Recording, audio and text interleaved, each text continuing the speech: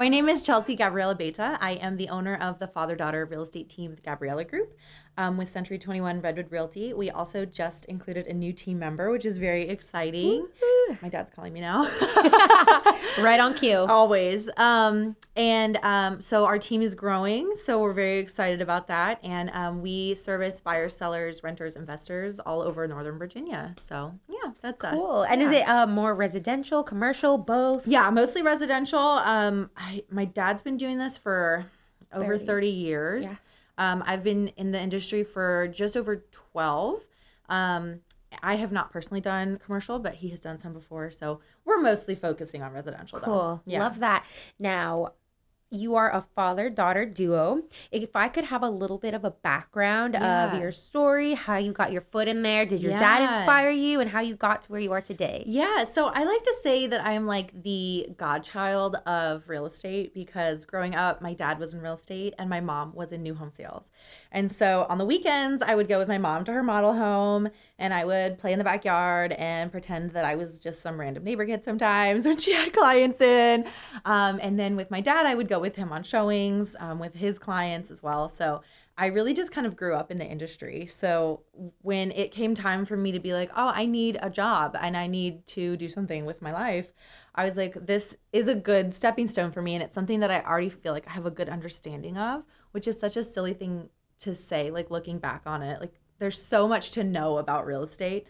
And it's such an ever-changing industry that I definitely got in a little over my head. I had, a little too much confidence going in, but hey, that's a good thing. Hey, it's been right. Fake it till you make it, right? But it's been, I think 12 years now. So I've kind of proven myself right. So I'm doing, I'm pretty happy with it. It's been the best. I think for me, it's the best career. It's so flexible. You get to see all kinds of different people, all kinds of different scenarios, homes, all kinds of different fun homes. So yeah, that's kind of how I got into it. And I originally joined my dad at the brokerage he was with. And I realized that I needed a little bit more training as a newer agent. My dad knows everything under the sun, but isn't that great though? Like that's your mentor and your dad? It's so good. It's so good. And it's also really helpful because I never feel like I'm asking a stupid question. You know what I mean? Like I feel like there's so many scenarios in the world where you're like, I have a question, but maybe it's silly, but I can ask my dad anything. And that's awesome. He never makes me feel stupid. So go dad. Right. So that's awesome. But I wanted a little bit more training. And while he answers all my questions, he's maybe not the best teacher. So I decided to join a brokerage that had a lot more training. And he followed me. And that's when we became an official team.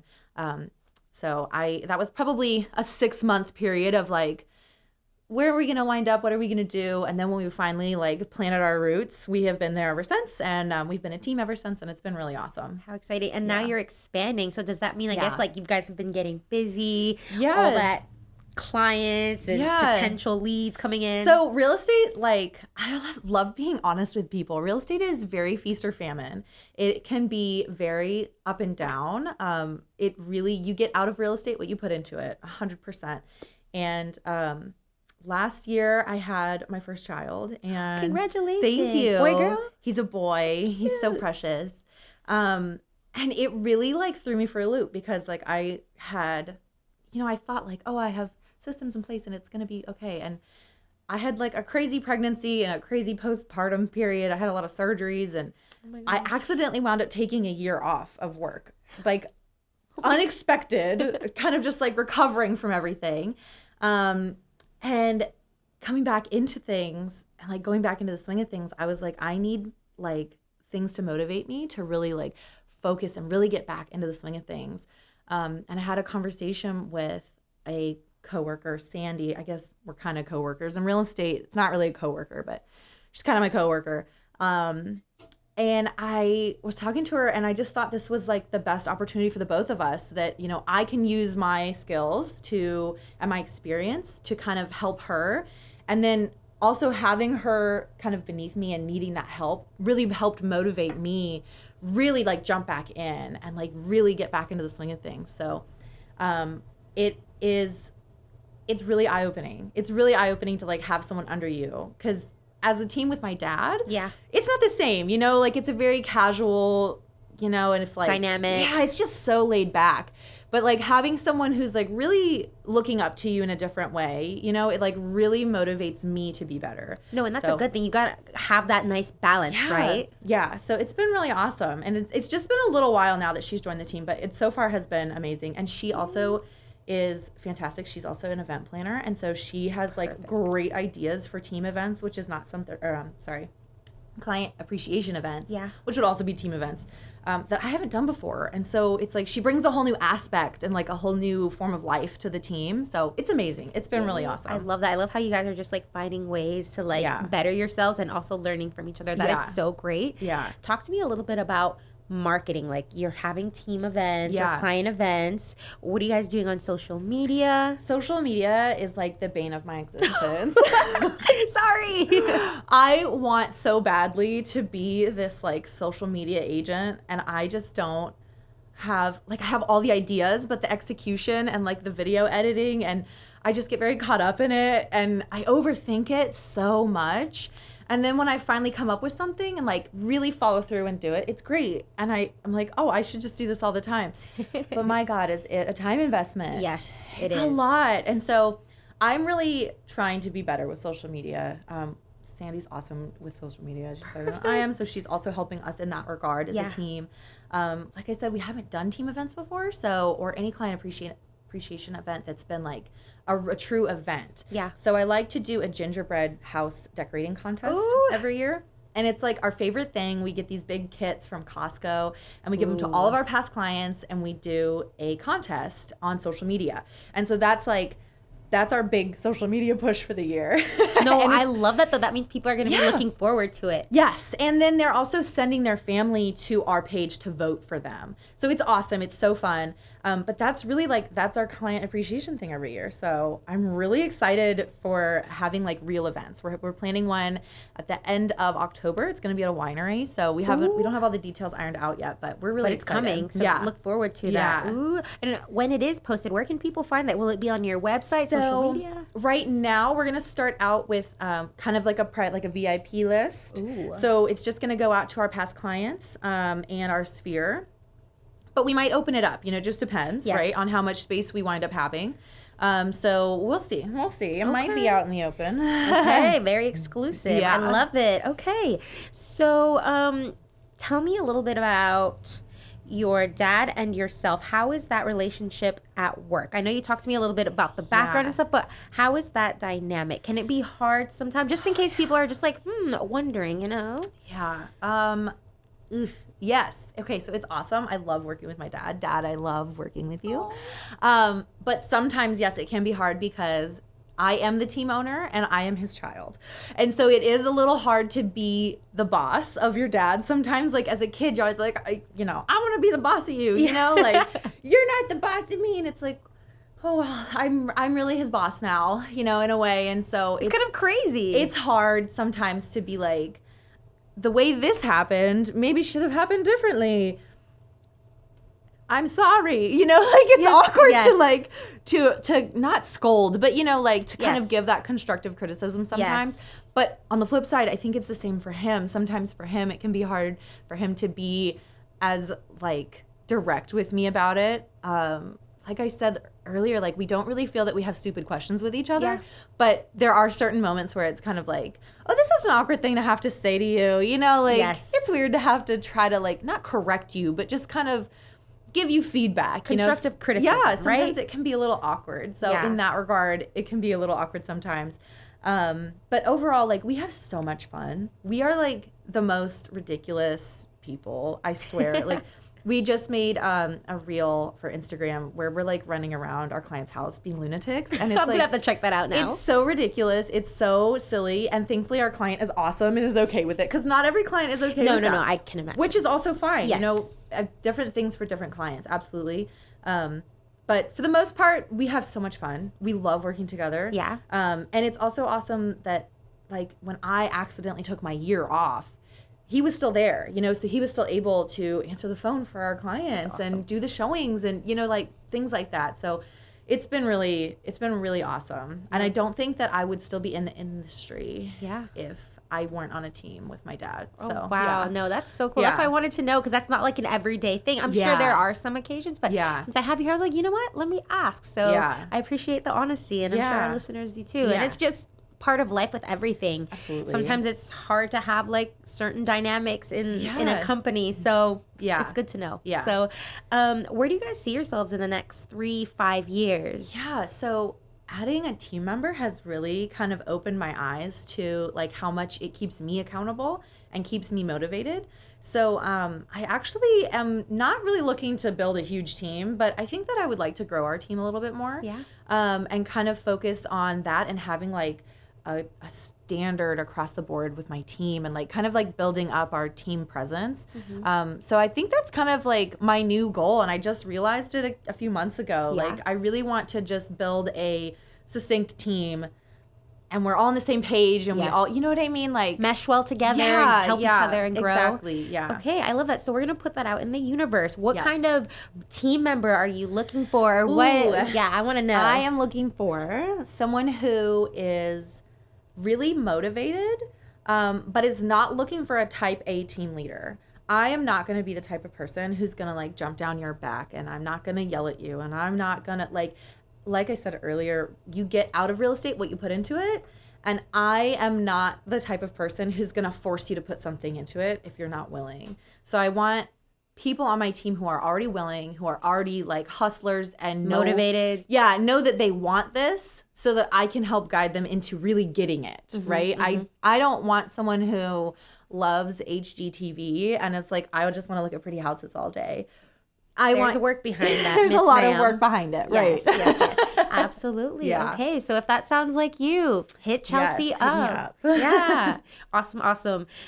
When you're not in the real estate world, what kind of stuff do you like to do to unwind so you can get back into the groove at work? Like even just an example at work. I mean, I'm sorry, when you took your break for a year. Yeah. Like what kind of things were you doing and then finding yourself that you're doing again to help you, you know? So that's a little tricky. When I accidentally took my year off, I had surgery while I was pregnant. Oh no. So I had my appendix removed while I was pregnant. So I didn't even know that was possible. Double whammy there. Yeah, it was crazy. So I had my appendix removed while I was pregnant, and then I had to have 2 surgeries after pregnancy to like help deal with the issues that created. So during that time, I truly was like just laid out. Like that was like, it took everything out of me. I was just like, here's my baby and here's my surgery scar. Like, here's my baby. I love that. I'm just sitting. But getting back into things, like I recently started taking tennis classes and I have really loved them. I wanted to play tennis my whole life and I just was like, I don't know why I've never taken a class before. So I've recently started doing that and I really love it. I'm part of a book club. I started a book club probably, maybe 5 years ago. Cool. And we kind of fell off after COVID and we were really gotten back into it again in the last year. So I really like reading. I love Audible. I love podcasts. I love just like listening to things that are like, take my mind off of stuff, you know, like outside of my realm, you know, like I would never listen to an audiobook about selling houses. Like, right. You're like, I'm living it. Yeah. It's my unwind time. If I needed like, you know, self-growth or self-development pointers, in a way, right? Like that's different. But as far as like unwinding, that's what it is, right? I'm all about like silly rom-com books. Totally. And, like, No, I always like to ask business owners, entrepreneurs that because I want to know, like, that's part of the key to success is not burning yourself out, is understanding how they're finding that balance, how they're unwinding. Because yes, it's good to be a workaholic, but you also need to make sure that you are taking time for yourself because otherwise it can bring you out. And I know some people are different and that's totally cool. But the majority, I think, that's just important. I agree. And especially now that I have a child. It's so different. Like, it's really eye-opening. I have so much more respect for parents now. It's been really eye-opening to know, like, okay, this is the set time in which I have to do this today. Because this is when he is at daycare. And when he gets home, that is it for me. Like, I can't. If I have to pull my laptop out, it's like keyboard smash for him. So it's like really put me into being like a really time blocking type of person, which I wasn't before. Okay. So it's been really eye-opening to be like, okay, I'm burnt out in this. I can feel that I'm starting to get burnt out here, and I need to just take a step back and just maybe my dad can handle this task for me today because I just need to listen to my audiobook and take a bath, you yes, know? That way. And it also helps your clients too to have you at your 100. So Exactly. love that. Yeah. What are some challenges going on right now in the real estate world, and how are you guys handling it together as a team? I know, was it on the 16th, I think, the new law came into place? I think the 17th. It's been interesting. So even before this, I was at a training for it because I think that a lot of the agents in the industry are misinformed, underinformed, and just completely clueless. Not to bash any agents. It's really just a result of the industry. Like this all kind of came with in Virginia, we had a lot of warning. We had a lot of information given to us ahead of time, but it's changing very frequently. Like as every day passes, they're like, oh, well, we might be changing this document again. We might be changing this rule again. And so while we are a little bit prepared for the changes that are taking place, mostly in Virginia, again, we were prepared. We already had buyer agency. So we already had what the nationwide, one of the nationwide changes that took place is that all agents now have to have a representation agreement with a buyer before showing them the home. Yes. Which really, having that being something that we've already had in Virginia, like I can see the value in it and I know that we should have it. It makes sense to me. But if you're in a state that didn't have that, I can totally see how you would be really thrown off. And it's scary to have that conversation with clients for the first time when you've never had to before. Yes. We're used to that. So in that regard, it's just like, okay, so there's some paperwork changes. It's not so bad. Yeah. With the changes in how commission is being disclosed has been a really confusing time for a lot of people because it's no longer allowed in the MLS. And there's so much confusion about where it is allowed. And so I think just like staying educated and taking as many courses and classes that we can is the best we can do to help serve our clients the best way that we can and also protect them because we don't want to say the wrong thing or have them sign the wrong form. Yes. You know, even things that can be corrected relatively easily, you just don't want to have to go back and do those things. Exactly. So, Yeah. I think education is so important and just staying on top of every little change that we can so that we can be the best prepared for our clients. Yeah. I like that you guys were maybe just a little bit ahead of the curve because you were aware, like educated. Yeah. You knew that you guys already had that in Virginia, just a couple additional paperwork. So I think that's really cool. And it shows a lot on your business and your team members about how you guys are getting ready and staying educated and making sure you're on top of the latest like trends, issues, law changes. So I think that's important when clients are looking for real estate agents is just do your research and make sure that they're aware and like whatever you guys are putting out on your website or social media, like guys, yes, there's a change coming, but we've actually already had this in Virginia. We're good. So have confidence to come to our place. And even just for other agents, I mean, like, guys, if you're an agent, just take the courses, take the classes. They're so helpful. I truly think there's enough business for all of us. So I have it does not benefit me to put down another agent. You know what I mean?